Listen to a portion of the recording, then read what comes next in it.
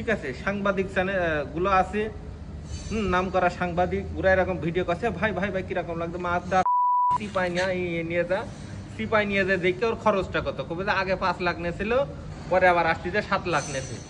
ঠিক আছে। আসিফ নজরুলের গলায় জুতোর মালা দিচ্ছে, বিভিন্ন তালশাল দিচ্ছে, এটা কারণ কি? মানে আমি একটা এক্সপ্লেন করি। ওকে, মালয়েশিয়া এয়ারপোর্টের ভিতরে বাজু হেলমেট পরিয়ে নিয়ে আসার এটার উদ্দেশ্য কি? তার মানে কি, মালয়েশিয়ায় কাজ পেয়েছে, বাংলাদেশ থেকে মানে সাথে সাথে চলে আসতে হবে, মানে যেরকম সকালবেলা ঘুমিতে উঠে দাঁত ব্রাশ করতে করতে ডিউটি করতে যায় না, সেই ডিউটি করতে যাচ্ছে।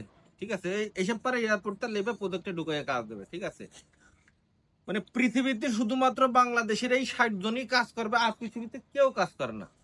ঠিক আছে। সাংবাদিক চ্যানেল গুলো আছে, নাম করা সাংবাদিক, ওরা এরকম ভিডিও করছে, ভাই ভাই ভাই কিরকম লাগতো, মা সিপাই নিয়ে যা, সিপাই নিয়ে যা, দেখতে ওর খরচটা কত, কবে যে আগে 5 লাখ নিয়েছিল, পরে আবার আসছে 7 লাখ নিয়েছে। ঠিক আছে, নিয়ে মানে না, আগে নিছিল আছে 5 লাখ, পরে আবার আছে 2,84,000 নিয়েছে, মানে এই কথা সামনে কলি কবে যে ফ্রি, কিন্তু সিপাই নিয়ে গেলে এইসব কথা কবে না।